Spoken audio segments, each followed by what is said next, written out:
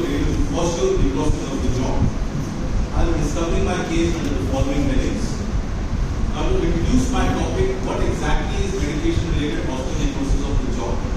It happens, it's a rare and a refractory co-masturbation condition which happens when a patient has been on three categories of medications, what we know as of now. The first category being bisphosphonate, the second category being RAND inhibitors, and the third category being angiogenic inhibitors.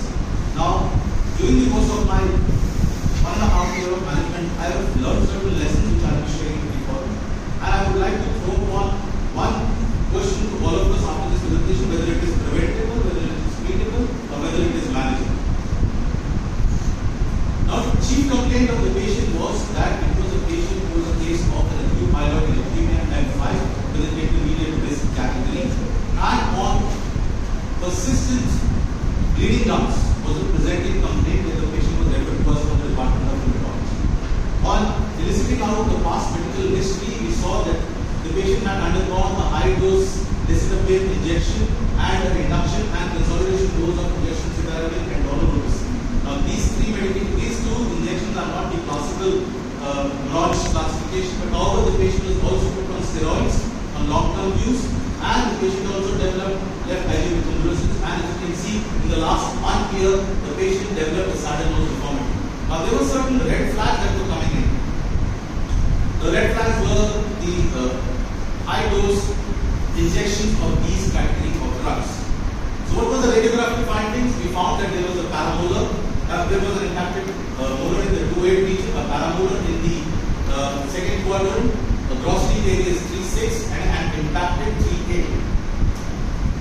This was a CBCT analysis which showed us that there was sclerosis which was happening adjacent to the 2-3. There was sclerosis that was happening in the gross lead area 3.6. Although the classical findings of medical related osteonecrosis were not being shown in this radiograph, but we wanted to be sure as to what the CBCT analysis showed.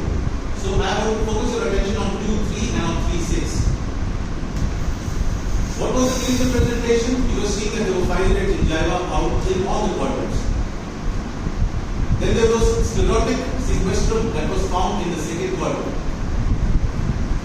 And there was a sclerotic sequestrum that was also found in the third quadrant as well as in the lower anterior regions. Also there was a paramolar in relation to the second quadrant. So we were developing a problem list. What was our problem list? That the patient had poor oral hygiene and bleeding gums. It had multiple sequestra in 3 quadrants. We had a gross lead area 3.6, it had a paramolar with respect to 8, and there was a likely exacerbation of the acute myeloid leukemia. However, when the patient came to us, the patient was showing 5% cellularity in the bone marrow aspiration, and the patient was under remissions.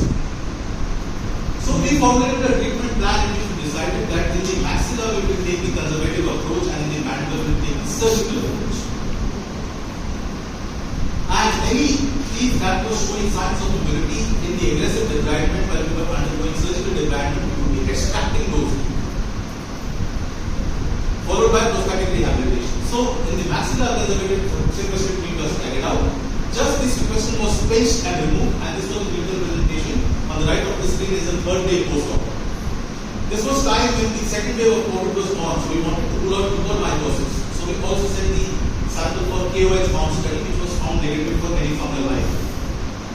The surgical debridement was carried out in the third quadrant, in which a full thickness mucoperiosteal flap was raised till the level of the necrotic bone and a little further so that we could debride aggressively and reach surgically bleeding site, so that we were sure that we had debrided the entire lesion completely and healthy bone was penetrated. 3.6 was extracted and primary closure was done in the third quadrant. And after about 3 months of having done the surgical debridement in the third quadrant, we realized that there was periodontal probing depths seen in the lower anterior quadrant and also a polysequestrum in the lower anterior region. This was also surgically debrided, and while we were debriding, we realized that there was mobility of 3.1 and 4.1, which were also extracted and sent for biopsies. The biopsies were evident of acute growing inflammation consistent with osteomyelitis. This was the patient on review after 3 months.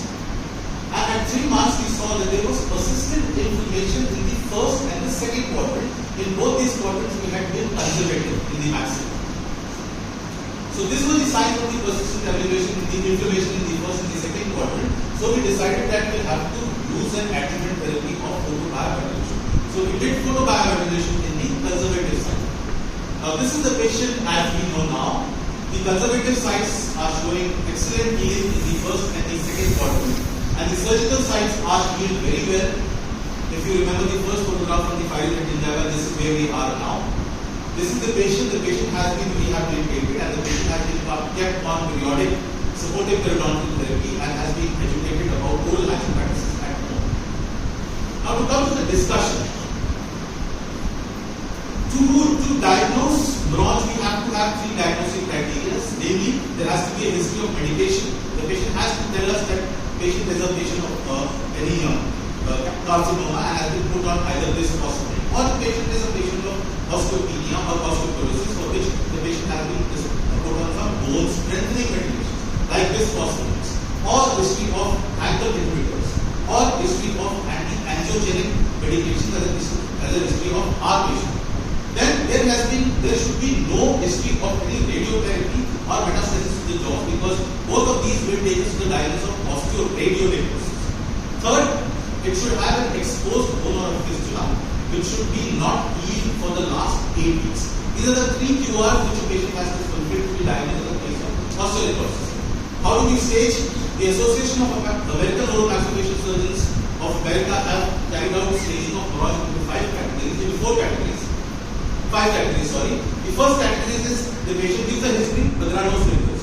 The first staging is there is clinical evidence of negative bone, but the patient is asymptomatic and has non-specific clinical and radiologic findings.